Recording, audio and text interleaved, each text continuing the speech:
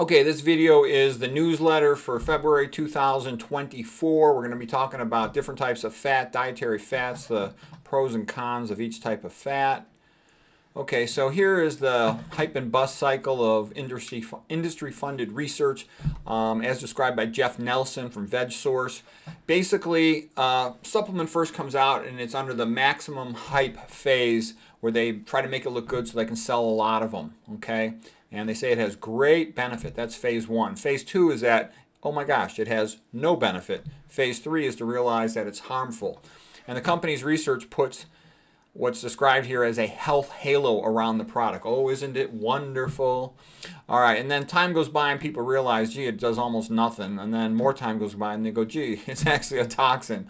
Okay, and that's very common. This is also the same thing with drugs. Most drugs go through this phase. Hardly any medical drugs work. Okay, the public thinks all these drugs work. I remember when I first started studying in medical school, took pharmacology class, and I'm like, wow, this is great. You just look at the disease, figure out what it is, match it to the drug, and then you treat the patient. And I assumed when I was a med student, all the patients got better.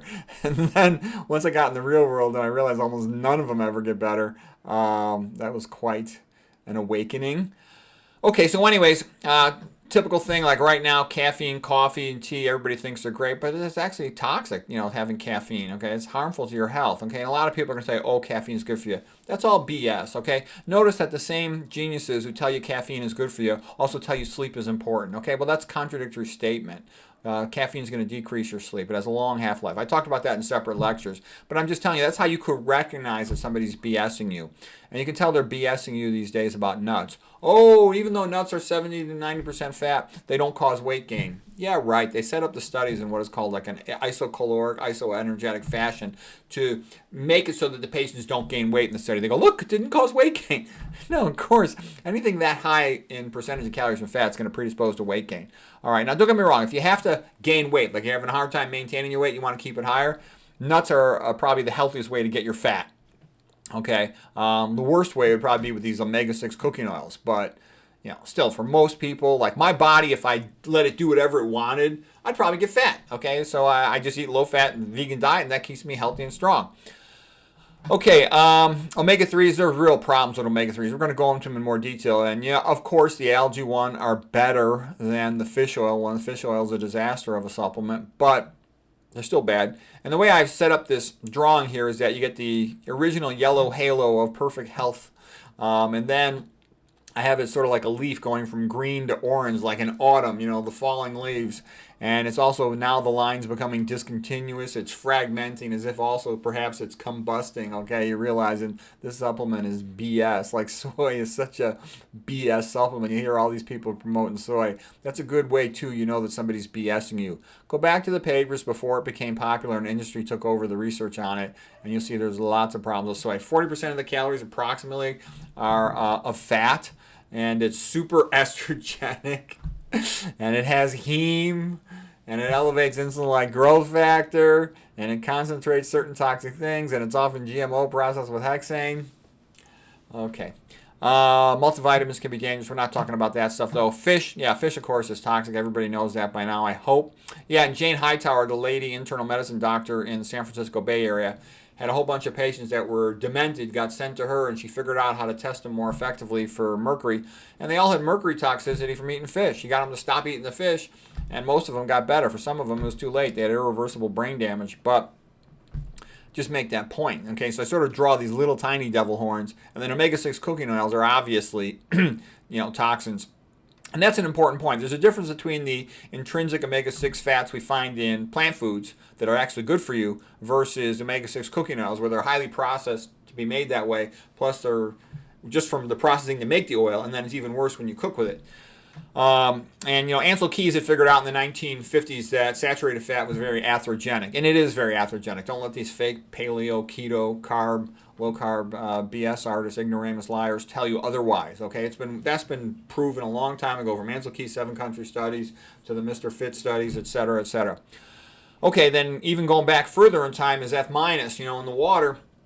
And that got hyped. The aluminum companies just want to get rid of their waste product, and so they hyped it. But basically, it's a major toxin. It lowers IQ. It increases cancer risk. It's harmful to the spine. It's harmful, to a lot of things. Okay, so anyways, this is typical pattern with all these drugs.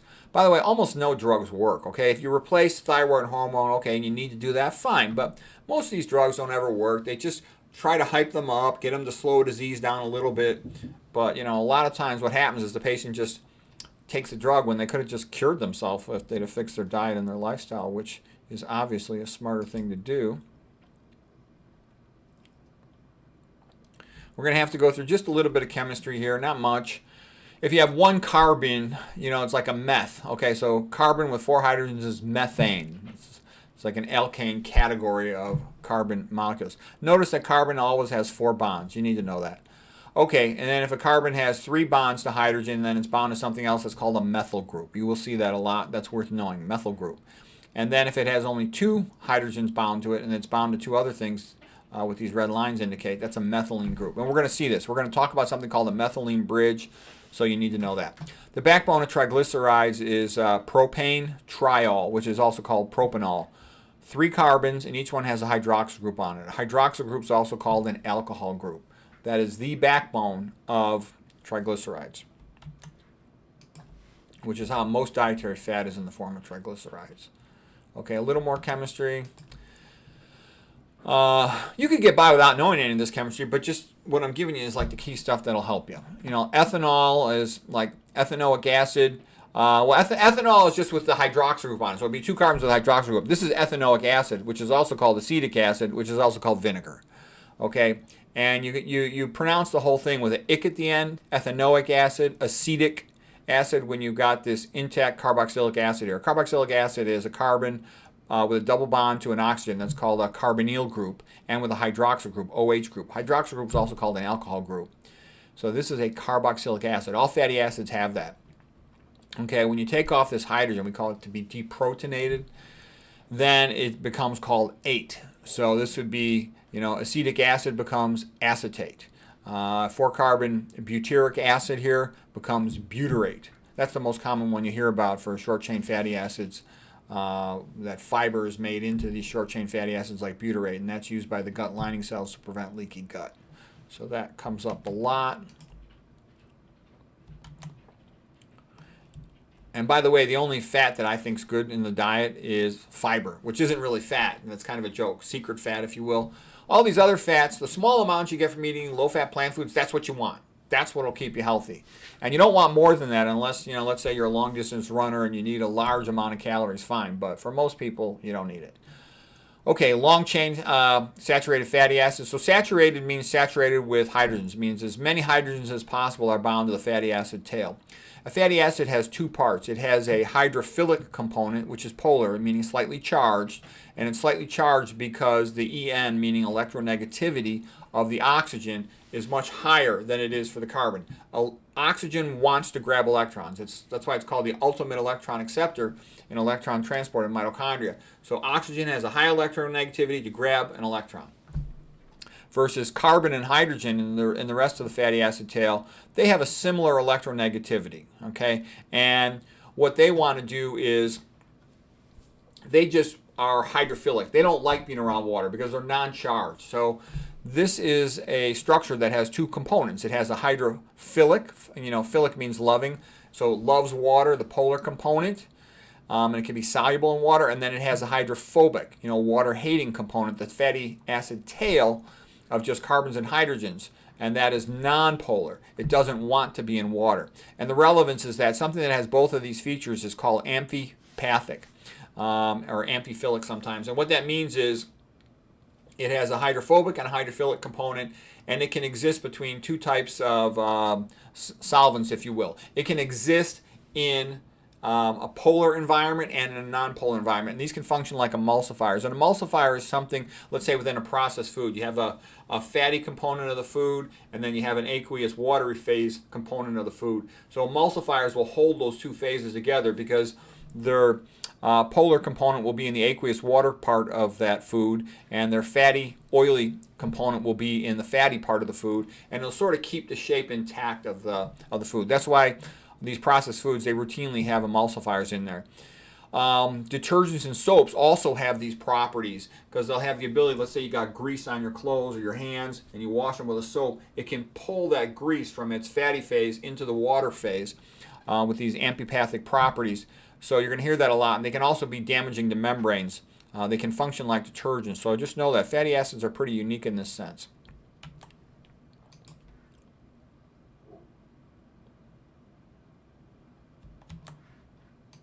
Okay, here's a little more information that with the fatty acid, this right here, the carboxylic acid part of it is called the carboxyl end, okay? And carbon with a double bond to oxygen is called a carbonyl group. The methyl group over here at the end of it, that would be a carbon with 3 hydrogens. And again, this is saturated with hydrogens, meaning there's as many hydrogens as possible from the alpha carbon to the methyl carbon here. Okay, so by the way, this is the carbonyl carbon, this is the alpha carbon, this is the beta carbon, and then this is the methyl carbon at the end. Okay, this is also called the omega end, and we would count from this side when we are counting the carbons, like an omega-6 fat will have a double bond at the beginning at the omega-6 carbon. Okay, this is palmitic acid, the most common saturated fat in the human body.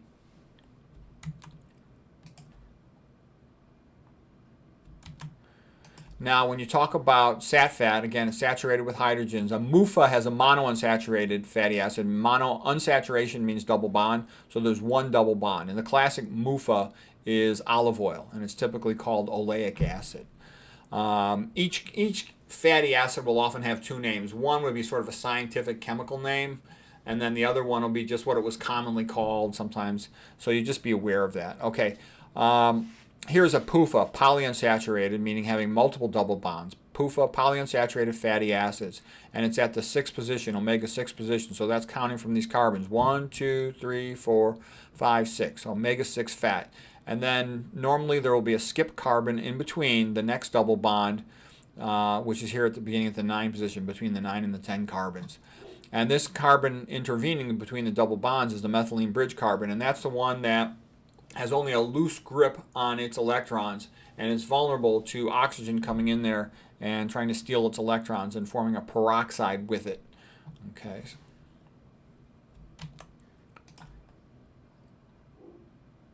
Okay, real quick, here's the structure of a phospholipid. These are what make up all your membranes, like your plasma membrane on the outer surface of a cell to keep it separate from the outside world, the extracellular matrix. So here's extracellular matrix, the outside world, if you will. Here would be the cytoplasm inside the cell. And here's the barrier, the phospholipid bilayer. Okay, the purple circles here are the polar, meaning charged head groups. And then the center is the phospholipid fatty acid tails, which are hydrophobic, nonpolar. Okay, and this separates outside world from inside world for an individual cell. Typical phospholipid has a glycerol backbone, meaning the 3 carbons, and the first one will typically be bound, let's say, to a saturated fatty acid, and then you'll have an unsaturated fatty acid next to it. At the site of the double bond, you'll get a little kink in the fatty acid structure. It'll have a bend in it. And the saturated fat next to it, remember saturated fats do not react with oxygen, so in a sense they kind of protect it a little bit from oxygen, and this is a typical membrane phospholipid. It's called a phospholipid because you got lipid fat here combined with a phosphate, and then you'll have a polar head group on top of it. Okay, it's like a common one would be serine. Okay.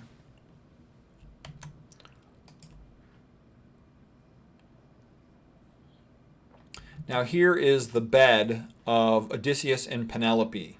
And Odysseus and Penelope, this is going back to the great sort of original books of the ancient Greeks, the Iliad and the Odyssey, the Idiot and the Oddity. And Odysseus was a great hero of the Trojan War. He's a very clever guy. He figured out how to make the Trojan horse that was used to trick the Trojans and get access into their city. And he then, had all these travels. It's kind of odysseys, like this great journey, before he could find his way back home to Penelope. He was gone for about 20 years, but she was a good, faithful wife. And when he came back home, she wasn't 100% sure she really recognized him at first. And one of the key things they shared between themselves, the knowledge, was of their marriage bed, which was built around an olive tree inside their house. And so him being aware of that indicated to her that it really was him, okay? She could welcome him back into their bed. And anyways, this is all part of ancient Greek history, philosophy, literature from the beginning. And I got some Greek friends that are very protective of their culture, and they don't like it when I criticize olive oil, and I have to make it real clear to them. I'm just talking about the health issues with the food. I'm not talking about Greek history. I love Greek history too, by the way. Okay, I think the ancient Greeks were quite awesome. All right, here is the C18 series of fatty acids. So that means C18 meaning they have 18 carbons. So C is for carbon, 18 is a number. So the sat fat version of it is stearic acid, C18 sat fat. C18 with one double bond is olive oil, also called oleic acid. Okay, we can make this in our body though, that's not essential. The next one is, these are the only two essential fatty acids out of all of them, are these two right here. Linoleic acid, an omega-6 fat. It's C18-2, meaning 18 carbons with two double bonds. First double bond's at the omega-6 position. That can be elongated and made into arachidonic acid. Okay, you hear a lot about arachidonic acid, and it mostly gets demonized as being pro-inflammatory. Okay, but it's really actually not that bad. I mean, yeah, it does help run inflammation pathways, but it's something we need in our bodies. Okay, linoleic acid is super important. That's the main fatty acid in the intermitochondrial membranes for cardiolipin. It'll often have 4 of them. It's a unique phospholipid. I'll talk about that in a moment. ALA is alpha linolenic acid. This N here is different than up here. Alpha linolenic acid, and then the way I remember too is ALA is 3 letters and it's an omega-3 fat, and it has 3 double bonds. Okay. This is the one that is the precursor. So again, these are the only 2 essential ones from the C18 series, and this one can be elongated and made into EPA or DHA. And look at DHA, it's a big monster. It's got 22 carbons and 6 double bonds. So all these double bonds means that it's much more vulnerable to lipid peroxidation, to spoilers, to going rotten, rancid. Okay, some of where the interest in these fatty acids came about was the concept of oxygen traveling across a plasma membrane, for example. I had learned in medical school, well, oxygen is relatively nonpolar. It can just diffuse right across the membrane because it's so small. And then this guy, Brian Peskin, who does a lot of research studying lipids, says, oh, no, it's the omega-6 fats he thought were the key to getting oxygen across a membrane, that it's interacting with the methylene bridge carbon, and then just reversibly, and then it's able to sort of work towards one on the other side of the bilayer. This would be, let's say, the outer bilayer, inner leaflet of the plasma membrane, phospholipid bilayer, and then go into the cell. Okay, then newer papers have come out saying, oh no, it's not so much through these omega-6 fats. Oxygen is primarily transported across the plasma membrane through these protein channels, and it includes aquaporin channels, which we typically think of as being related to water. It also includes rhesus channels, which we typically think of as being related to the rhesus antigens, for example, of a red blood cell outer membrane. But just the key point is that it can go through these protein transporter channels. That's a big deal. So what that means is it's not as important as we previously thought for transporting oxygen across the membranes, the omega-6 fats, but they are super important for some other things we'll talk about in just a moment. Here is, again, an omega-6 PUFA. Here's the methylene bridge hydrogen. It's plucked off, and now you've got a free electron sitting there. That's a free radical, has an unpaired electron in its outer orbital. Oxygen will bind to it. It forms a peroxide where you got 2 oxygens in a row then bound to it. This itself is its own free radical. It's becoming like a chain reaction to perpetuate itself. And this peroxide can then react with an adjacent other fatty acid. And this can destroy the whole membrane. So this is lipid peroxidation that can initiate chain reactions and destroy membranes. So this is one of the reasons why these PUFAs are kind of dangerous, because they're more vulnerable to undergoing this process. And this is another one of the reasons why I would not take one or want any of these things. I worry about them spoiling in storage, etc. Okay, here's cardiolipin. Cardiolipin is a very unique fatty acid, primarily thought of as being related to the intermitochondrial membrane. And remember, we talked about a typical phospholipid having only 1 glycerol. Cardiolipin has 3 glycerols. Here's the 3 carbons in a row. That's the key feature of glycerol. 3 carbons over here, 3 carbons over here. So there's 3 glycerols in a cardiolipin molecule. And it also has 4 fatty acid tails, twice as many as a regular phospholipid. And they typically are all the same thing, this omega-6 linoleic acid.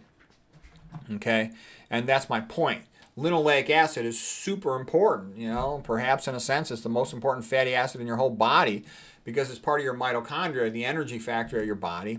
And these cardiolipins are related to stabilizing the electron transport complexes of the intermitochondrial membrane. So that's all a big deal. And you can switch out if you supplement with lots of omega-3s, they can start to switch out for these in your intermitochondrial membranes and cause dysfunction in your mitochondria, which to me is a big deal. And that's a reason why I don't like the idea of supplementing. Brian Peskin, came up with this from studying the research, and I wanted to know, is he telling the truth? And I real quick found 3 papers saying the same thing. So that's one of the reasons why I don't like that idea of supplementing with omega-3s. The only exception would be if I had a refractory autoimmune disease, I would try omega-3 supplementation before I would take any of those other more powerful immunosuppressant drugs like rheumatologists typically prescribe, things like methotrexate and all that. Those are almost like chemotherapy. Okay, here's a cardiolipin. In this case, it's bound to cytochrome C of the intermitochondrial membrane. And if you damage this by lipid peroxidation, you can potentially release its bond with the cytochrome C, and then that can be released from the mitochondrial membrane and cause a cascade of reactions leading to cell death by apoptosis. So that means gradual cell death, programmed cell death. It's a programmed slow cell death whereby the cell can recycle itself, so its inner chemical constituents can be sent to other locations. They'll be ingested by a macrophage and then processed and sent to other cells, so something useful can come out of it. But you don't want your brain cells dying, okay? And there's some pretty good research people that think that brain cells dying from lipid peroxidation is far more common than is previously realized. And I think they're right based on what I'm reading. Okay, so anyways, here's DHA. DHA is like the typical fish oil, big monster omega-3. And so docosah, D of DHA is docosah for 22 carbons, the Greek number. Hexa means 6. There's 6 double bonds. Ene just means the double bonds. And then ic, it's a carboxylic acid, okay? So here's the carboxylic acid component. This is the carbonyl carbon, the alpha carbon, the beta carbon. We're starting at the omega end here, also called the methyl end. Carbon 1, 2, 3, 4, 5, 6, but it starts on the 3, so the double bond, this is an omega-3 fat. Okay, then there's a skip carbon in between with a methylene bridge hydrogen here, and because there's 6 double bonds, you're going to have 5 of these methylene bridge, all in pink, hydrogens. That means it's super vulnerable to lipid peroxidation, which is bad. That's why you got to put it in a radiopaque container, keep it sealed, get it into the refrigerator as fast as possible, keep it cold, and even still, it'll often still smell kind of fishy, kind of rancid, kind of spoiled. Okay, this is real quick, just showing you what's the best thing to eat is starches. Starch is a polymer of glucose, stretches your stomach, early satisfaction of hunger, goes into your intestine. The glucose is then slowly separated from the fiber and goes into your blood and keeps you energetic. You get a relatively normal blood glucose because it only goes up a little bit from a starch in comparison with if you just had simple sugars, like you drank a drink with a spoonfuls of glucose in it, you would spike your sugar and it potentially come down too fast and could potentially cause rebound hypoglycemia, okay? So anyways, I also make the point is the glucose is absorbed just in these small glucose molecules. That's a relatively small molecule, like a 6-carbon sugar, in comparison, let's say, with an 18-carbon fat, all right? When this glucose is stored in the liver, it's stored with a lot of water, if you will, in glycogen. Let's say about 3 or so water molecules for each glucose molecule in glycogen. That's why your liver can only store a limited amount of glucose in glycogen versus your fat is dry storage because fat's hydrophobic and you can store tons of energy and fat all over your body. Okay, getting back to the fatty acids, here's a little more detail on. Here's the methyl end. Here's the carboxyl end. Counting from the methyl side, 1, 2, 3. This would be an omega-3 fat if it was one. 4, 5, 6. This would be an omega-6 fat if it was one. Okay.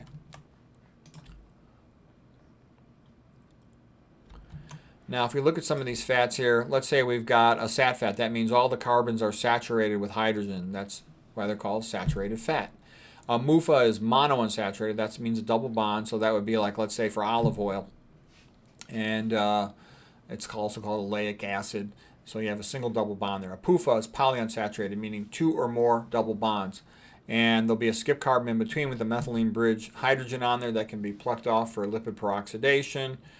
Okay, and this is the typical linoleic acid, omega-6 fat. Okay, C18, 18 carbons, 2 double bonds. This little W is the omega symbol, and so the putting it at the 6 tells you it's at the 6 carbon.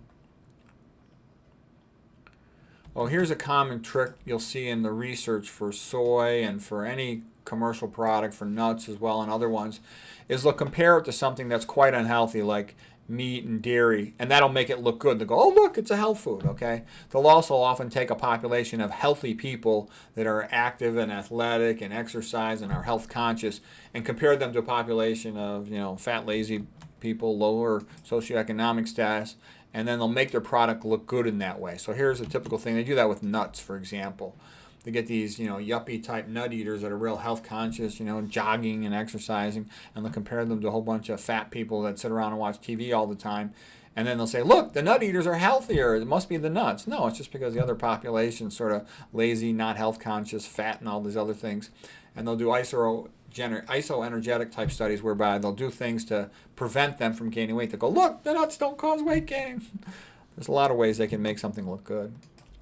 Usually a single food item study is going to be industry-funded study. In industry-funded studies, you can basically assume that almost all of them are bogus, okay? Every highly profitable commercial food has I would call it a bodyguard of lies that surround it to get people to try to buy it and eat it. Okay, and then we talked about lipid peroxidation, stealing that methylene bridge, hydrogen getting plucked off, and then the 2 oxygens bind to a peroxyl. Peroxyl radical can then undergo chain reactions. We talked about that.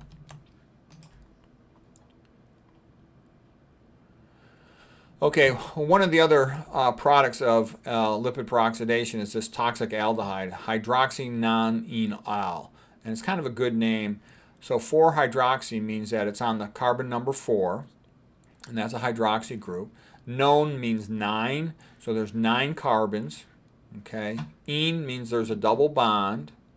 Al means aldehyde, and this is an aldehyde. An aldehyde means that the carbonyl carbon is bound to a hydrogen here. So if it was a carboxylic acid, this would be an OH group. But because it's an aldehyde, you can remember the big H in aldehyde, there's just an H there. And the problem is this 4-hydroxynonenal is real toxic, and it's damaging to a lot of tissues, all right? It can irreversibly bind to proteins and damage them. Okay, so here's your intermitochondrial membrane, and hydroxynonenal can bind to ATP synthase and damage it, okay, and decrease the functional ability of your intermitochondrial membrane electron transport system and APD production system. Okay, you can also fat, like excessive, especially saturated fat, will inhibit complex 3 and cause a backup in electron transport. So they're both bad. And like I said, I agree with Nathan Pritikin. Nathan Pritikin basically said dietary fat is bad. Of course you need a small amount of fat, but you get that small amount of fat, including your omega-3s and your omega-6s, just from eating the low-fat plant foods. You don't need to do anything more than that, okay? Nathan Pritikin even said just one little bowl of oatmeal will give you all the omega-6 you need for the day. So he said it's impossible to be too low in fat. And I would agree from reading the research papers. There were patients that were put on less than 1% fat, and they did quite well on that. Okay, what I'm showing you here is a little bit too advanced. You don't need to know all of this. You just barely to have heard of it is good enough. This comes from the work of Tetsumori Yamashima. He's a Japanese neuroscientist, pretty famous guy in the dementia research community. He was the doctor tasked with why are so many Japanese people becoming demented? Because Japan had been relatively healthy. They had some problems because they were smoking cigarettes like chimneys, but once they started eating more of a westernized diet, they started having a lot more health problems, a lot more of them becoming demented, diabetic, and obese. So anyways, what happens when you get these lipid peroxidation byproducts from omega-6 cooking oils, they will bind to something called this little green thing here. It's called a heat shock protein. Normally the heat shock protein has a job. It's sort of a chaperone. You can think of it as like a taxi driver or a Cadillac driver, and it chaperones these proteins once they become dysfunctional to take them to the lysosome. That's sort of the recycling plant to be recycled. It also stabilizes the membrane of the lysosome. So what happens, H&E will bind to the heat shock protein, the green thing here, and once that happens, it makes it very attractive to the calpain protease enzyme in the cytoplasm.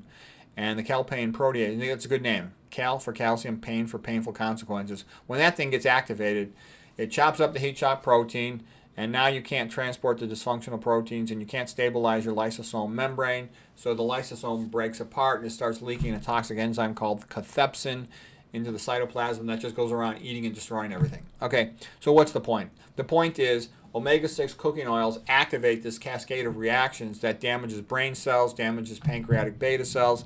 It also damages your hypothalamic hunger center. All this work is related to the work of Tetsumori Yamashima.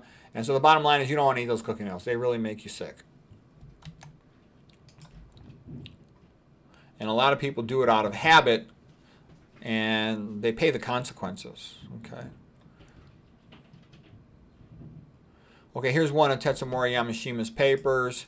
That's him, Tetsumori Yamashima, and that's what it's called. The whole theory is the calpain cathepsin hypothesis. He also wrote a book about it. This is what I was talking about, how the calpain protease enzyme then will cleave heat shock protein number 70, and he feels that it's a major contributor to causing Alzheimer's disease.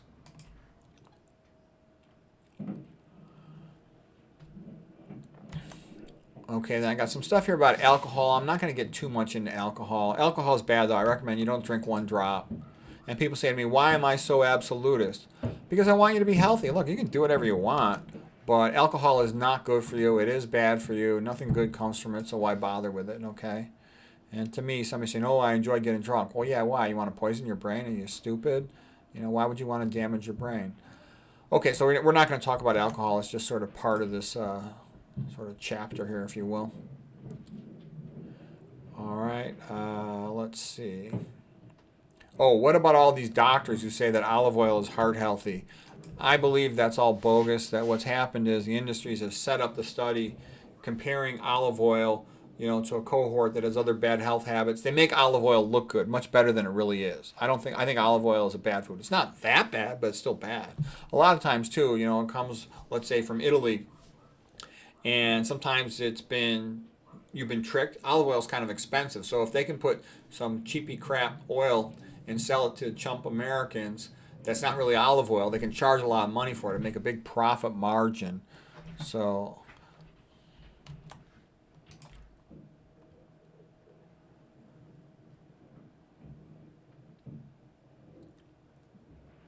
olive oil decreased the brachial artery's ability to dilate by about 31% in one of these, brachial artery reactivity tests. Or,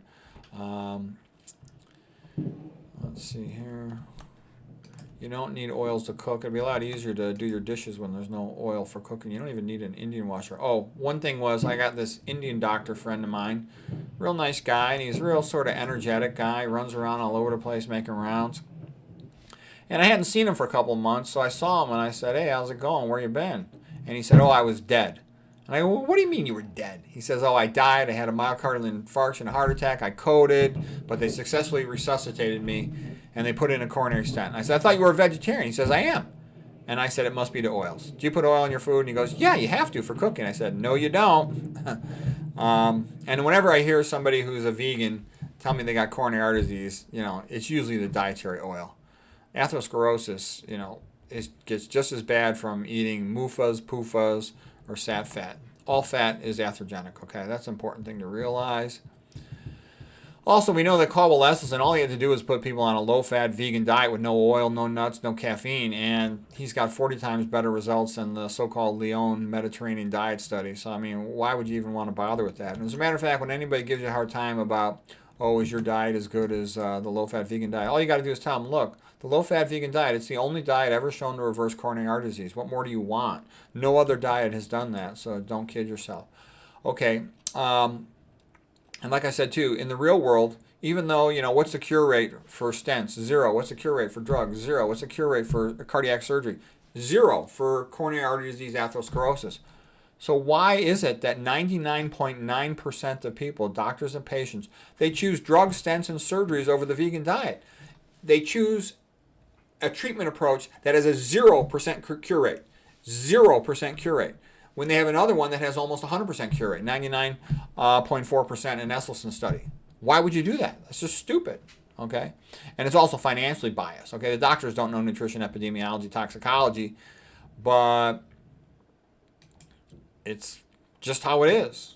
It's kind of weird, but there's a lot of things like that in medicine. People always choose the thing that never works. Stupid, like hypertension. You can cure most early hypertension just a low-fat vegan diet. Type 2 diabetes, you can almost always cure it low-fat vegan diet. But almost no one goes down that path.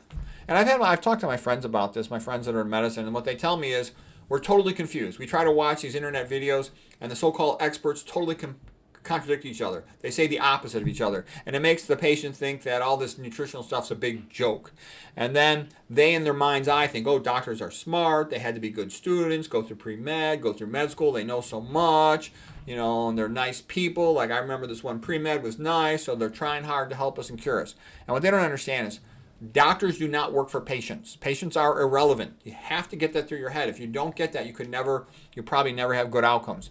The doctor is obligated, medical, legally, financially, to go by standard of care rules, whatever they are. And quite often, they're not in the patient's best interest. They're based on lowest common denominator of, demented, stupid, totally unable to cooperate patients. All right. And a lot of patients are like that. Lots of patients are drug addicts, alcoholics, fat, cognitively impaired. That's why doctors are also polite and dopey when they first start to talk, because they're used to talking to people that are cognitively impaired.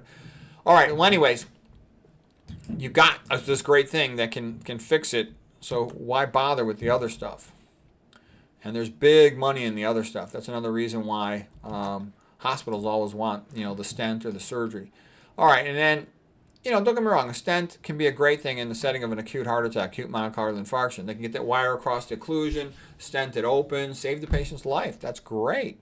But that's rare. That's a rare event versus chronic coronary artery disease, atherosclerosis, cardiac angina, chest pain related to coronary artery disease. That is super common. Okay, and cardiac surgery can save a patient's life if they need a valve replacement, for example. But most of the patients are just chronic atherosclerosis in the coronaries, and they'd be better off fixing their diet. Okay. Oh, here's another typical question. What about the difference between grass-fed cattle versus factory farm cattle? Yeah, sure, those are going to be a lot better, but they're still high fat, and they're still going to have tons of saturated fat. So it's not that healthy. I mean, don't get me wrong. I think that, animal foods kept our ancestors alive through a cold winter, meat and dairy. But if you've got access to a grocery store, you're better off eating plant foods, okay? How much fat is ideal in a human? Probably, 5% or less. Like the Kempner diet was super low. I told you about all those 1% or less cohorts in research study where the patients did quite well. One thing I like about white rice, potatoes, sweet potatoes, is that they're only about 1% fat. The lower the overall percent of calories from fat, the skinnier the population. Meat always has a lot of fat. Even the low-fat meats are what I would consider high fat. I consider anything over 15%, anything over 20% I consider high fat. 10 to 20%, let's call it moderate fat. Less than 10% low fat. Some people would say you should call it very low fat. Okay. This is all just kind of repeats. And this is what I'm actually going to send in the newsletter because I wanted you to see the pictures at the beginning because I think the pictures are the best way to remember stuff. Oh, by the way, olive oil is not all MUFA, oleic acid. It's also usually got something like around 10 to 14% saturated fat. And then it's going to have some omega-6 fats as well and a little bit of omega-3s. I think this whole ratio stuff is totally overrated. I wouldn't even check it on myself. Triglycerides are, the glycerol backbone with 3 fatty acids attached to it. That's the most common source of dietary fats. A fatty acid tail can also be called a fatty acyl group. Let's see, cardiolipin, we talked about that. Very vulnerable to lipid peroxidation. Okay, being iron overloaded can also increase the risk of iron peroxidation. Estrogen's a fat storage hormone. It leads to people gaining weight. When you eat fatty foods, you're going to release more bile acids from the liver. We talked about meat increasing the risk of colon cancer, not just because of all the saturated fat, the potential for tissue hypoxia, but intrinsic things toxic to the amino acid composition of meat. So we're not going to get into that too much here. So anyways, the bottom line was, in my opinion, I think there is no such thing as good fats. Forget about all that. And I think it's a bad idea to supplement with omega-3s for most people unless they have an autoimmune disease that's refractory. And I think nuts, can be a delicacy when you want that extra fat, but don't kid yourselves. They're 70 to 90% fat. They're not a health food. They do taste good. If you have to gain weight fast on a plant-based diet, that would be a better way to do it. But I would not seek them out as a health food. I think that the meat and the omega-3s are largely propped up by industry-funded research. And I would be more concerned even about the omega-3s with that concern about the mitochondrial effect. So anyways, I hope that was helpful, and I hope that was clear. I recommend not seeking out fats at all. And people say, well, what about flax? What about chia? What about soy? I would avoid all that stuff, okay? I don't know how it's gotten to people's mind. Super estrogenic soy and flax are somehow health foods, okay? Why does everybody want, all this estrogenic stuff, okay? I want my testosterone high, okay? I'm a former college wrestler. I want to be strong, tough, macho. I'm a heterosexual man and proud of it, okay? I don't want all this soy boy estrogenic crap. I don't want to be fat. I don't want estrogenic stuff. I worry about that increasing the risk of breast cancer. I have zero interest in that, and I don't even understand all these people trying to promote soy. I actually think soy is part of the processed food system designed to sterilize low IQ chumps. It has detrimental effects to sperm production, detrimental effects to female reproductive tract, and then also, what do they spray on the other, the sweetener of the processed food, the high fructose corn syrup spray with the atrazine. That's the one that turns a male frog into a female frog. Again, to sterilize low IQ chumps. And then they have the water, the tap water's got aluminum in it. That's also toxic to the sperm production. So all of these things are all working together to make people kind of infertile and stupid. Soy is often processed with hexane and neurotoxin. Forget about it. So I just avoid all that stuff. You want to be simple. So I wanted to make that clear, though. I don't think any of these good fats are real. I think they're all bogus. And I think what you want is just the small amounts of omega-6s and omega-3s that you get in plant foods, which is all you need. The fish itself gets its omega-3s from the plant food. The fish, comes from really cold water. You're near freezing water, and it needs those omega-3s to not freeze. Whereas humans, we're not living in that cold, most of us, luckily for us. So anyways, I hope this was helpful.